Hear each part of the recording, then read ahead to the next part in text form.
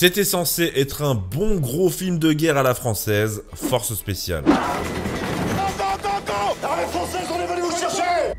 Un gros casting, de l'action, des commandos, du matériel premier choix fourni par l'armée de terre, on a du Tigre, du Puma, du Rafale, le Charles de Gaulle, le tout sur fond de libération d'une journaliste retenue en otage en Afghanistan. Et pourtant, les critiques, les journalistes l'ont détesté, le public un peu moins, mais surtout la presse. Un nanar absolu, un navet ridicule, et même un insoutenable clip à la gloire de l'armée de terre. Ça, c'est Télérama, c'est cadeau. Pourquoi ce film, qui partait pourtant avec de bonnes intentions, a été tant décrié? Vous l'avez vu, hein, le public est mitigé, mais les journalistes, vraiment, ils en ont fait des cauchemars. Je l'avais vu peu après sa sortie en 2011, et moi aussi, j'en garde un souvenir assez mitigé, assez confus, mais pas non plus désastreux, quoi. C'est pourquoi j'ai voulu comprendre ce qui a déchaîné cette fureur dans toutes les salles de rédaction parisiennes. Force Spéciale mérite-t-il ces critiques? S'agit-il vraiment d'un nanar à la française ou est-ce que ça va? Je l'ai revu cette semaine, j'ai des choses à en dire, donc comme d'habitude, on va se lancer dans une petite critique de ce véritable ovni du cinéma français.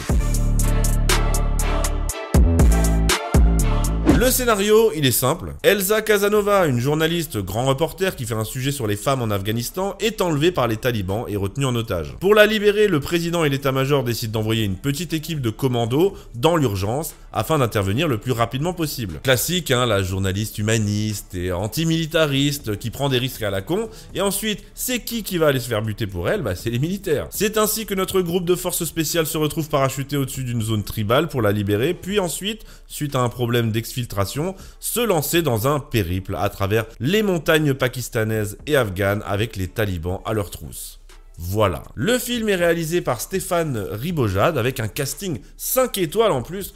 Benoît Magimel, Diane Kruger, Marius, l'ancien commando marine qui joue son propre rôle, Jimon Onsu. Il n'a pas eu un budget phénoménal, hein, du tout, moins de 8 millions, on est loin de Hollywood, mais il a été réalisé avec le soutien de l'armée française, qui a fourni des hommes, mais surtout du matériel, avec notamment des hélicoptères et avions de chasse, et ça c'est l'une de ses grandes forces. Voilà, la promesse est là, et en soi, pourquoi pas un bon gros film d'action et de guerre à la française, inspiré du cinéma hollywoodien évidemment. Les Américains en font tout le temps, ce qu'on appelle du cinéma de sécurité nationale. Vous savez, ce cinéma qui mêle l'industrie cinématographique et le complexe militaro-industriel. Hollywood est une véritable vitrine de l'armée américaine, et il y a même un département cinématographique au Pentagone. Nous, on a une belle armée, enfin ce qu'il en reste, des moyens ciné, alors allons-y. Sauf que rien ne va se passer comme prévu, et comme vous l'avez vu dans l'intro, le film va se faire démonter par la critique. Pourquoi est-ce que c'est mérité? On va voir ça. Avant de continuer, laissez-moi vous dire un mot sur mon partenaire qui m'accompagne sur cette vidéo. Il s'agit d'Ovoco et je les en remercie. Ovoco, c'est un site qui a été conçu pour vous simplifier la tâche dans vos achats de pièces détachées pour votre véhicule, en vous proposant des milliers de pièces au meilleur prix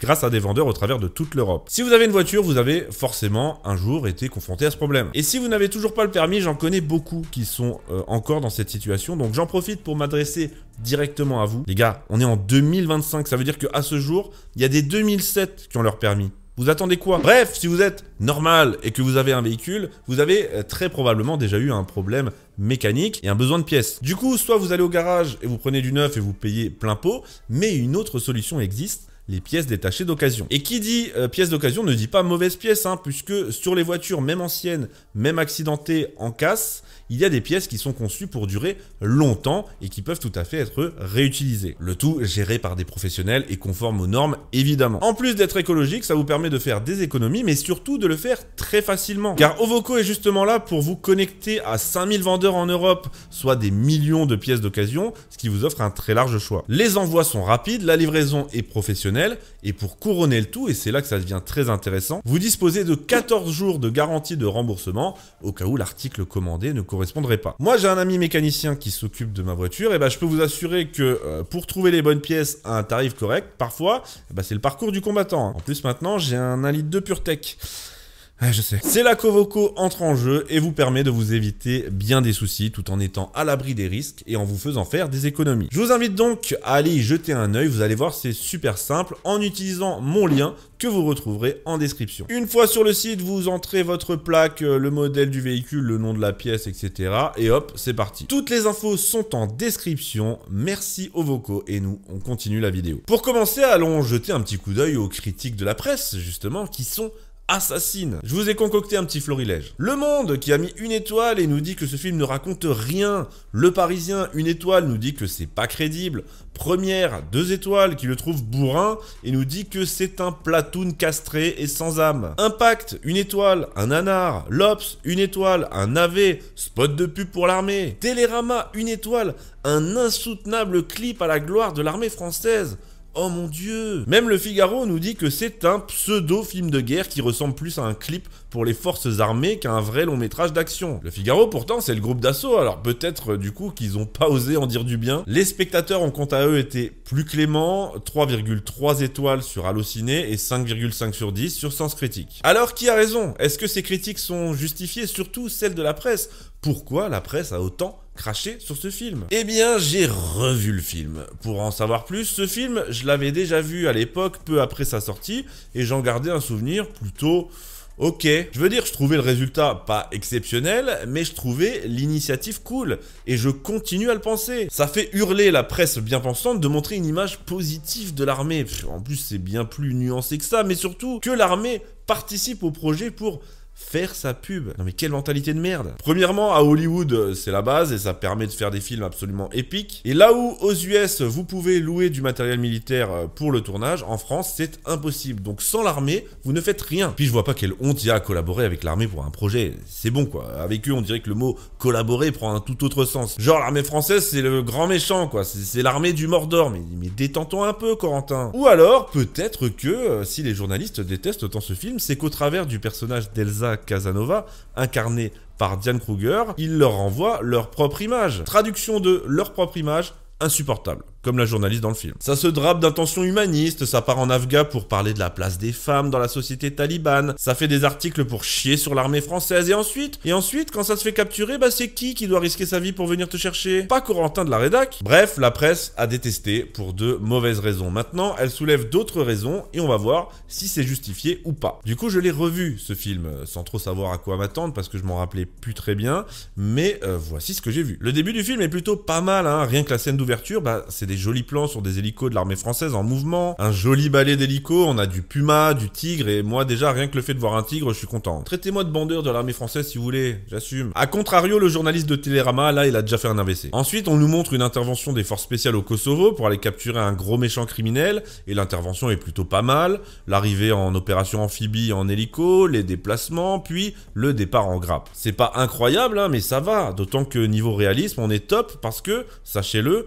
durant cette scène, les figurants sont de vrais militaires d'active et de vrais membres des forces spéciales. Ensuite, la journaliste est capturée en Afghanistan, l'équipe est montée et dans l'équipe, il y a Marius, ancien commando marine qui joue son propre rôle. Ça me touche d'autant plus que Marius, bah, il a été mon instructeur, quoi. Non, j'ai juste fait un stage, hein, un bootcamp avec lui. Stop. Par contre, c'était génial, hein, je vous le recommande à tous. Donc Marius, plus le tigre, plus Diane Kruger, ça fait déjà pas mal d'éléments positifs. On se dit que ça y est, maintenant on est dedans. Sauf qu'une fois dedans, tout se dégonfle rapidement. That's what she said. Excuse me? That's what she said. Pardon. Le scénario est d'une platitude absolue.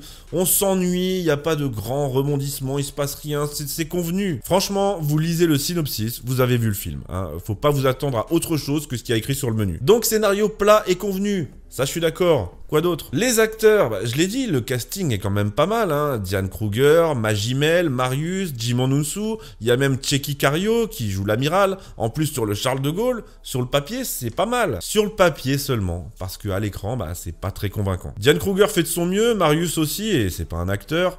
Djimon Hounsou est le seul à peu près correct, et Benoît Magimel. Mais c'est un désastre. Dans le jeu, comme pour ce qui est de son personnage. insupportable. Aussi insupportable que la journaliste et aussi insupportable que la petite romance à la con entre elle et lui. C'est niais, c'est mal amené, on n'y croit pas une seconde. Et les dialogues, mon Dieu, les dialogues. C'est d'une niaiserie sans nom, j'ai jamais vu ça. Et c'est sans doute, entre autres, ce qui lui donne ce petit côté nanar, hein. Franchement, il n'y a eu aucun effort de fait. Non mais regardez, j'ai quelques exemples. Quand ils sont parachutés au-dessus du Pakistan, au-dessus des zones tribales et qu'ils se posent, le chef dit « On a 1 heure pour rejoindre la position ». Et là, il y a un membre de l'équipe qui répond quoi ? Il répond « Pas le temps pour faire du shopping, quoi ». Non mais qui a écrit ça? Et surtout, qui va faire du shopping au Pakistan? Et puis, qui va au Pakistan déjà? Et ça, c'est tout le film. Mais tenez, un autre exemple. À un moment, ils se réveillent, ils sont au bivouac, et puis il y a les talibans qui arrivent. Et puis là, je sais plus qui balance. Je crois qu'on vient nous servir le petit-déj. Non mais on est où là? C'est les années 80, c'est ça? Allez, un petit dernier. Et le pire, c'est que celui-là, je l'ai. Parce qu'ils ont fait l'erreur de le mettre dans la bande-annonce. Comment vous êtes arrivé jusqu'ici?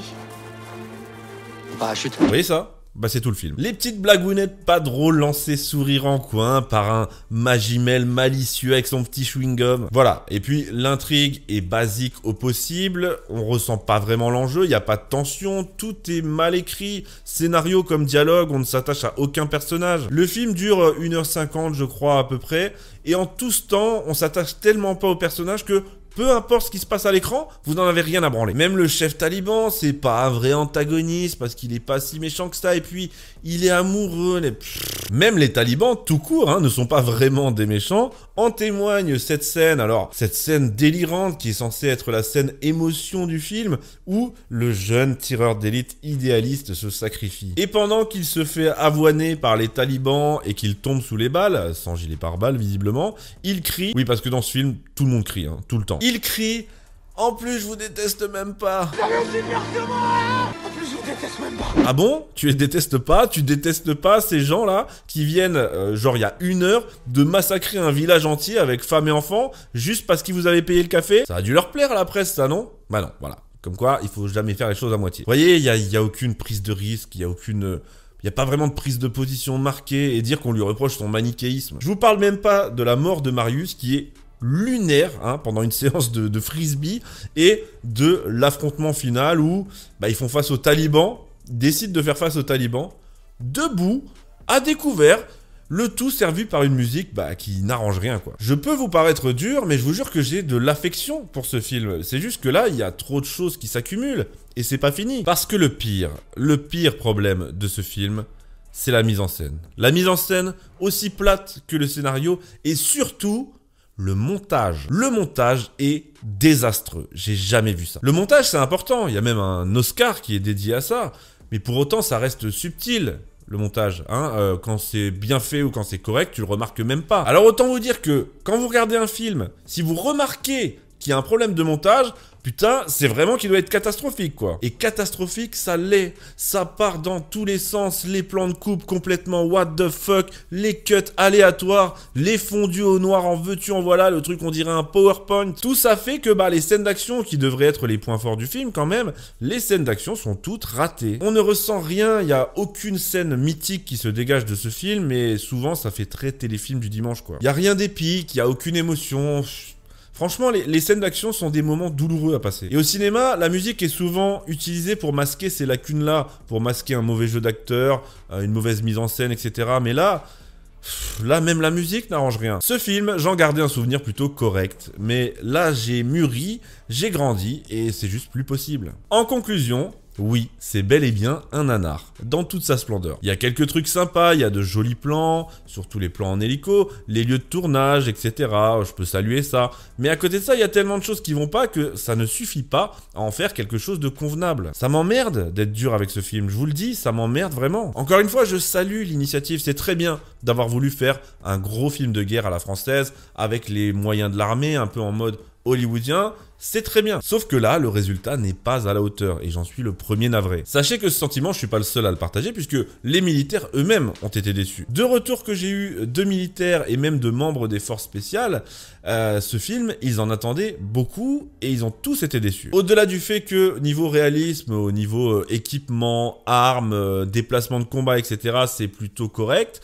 le reste est vraiment pas top. C'est un petit ego trip de militaire, quoi. Rien de plus. C'est très en dessous de Cœur Noir, par exemple. C'est un premier essai, en plus par un réalisateur qui est à la base réalisateur de documentaires, et ça se ressent. C'est un premier essai, j'espère qu'il y en aura d'autres, mais ce qui est sûr c'est que celui-là, il est raté. Malheureusement raté. Honnêtement, quand tu regardes ce film, tu te rends compte que c'est dur de faire un film. Qu'il suffit pas de faire des jolis plans sur des hélicos et de filmer des mecs qui tirent.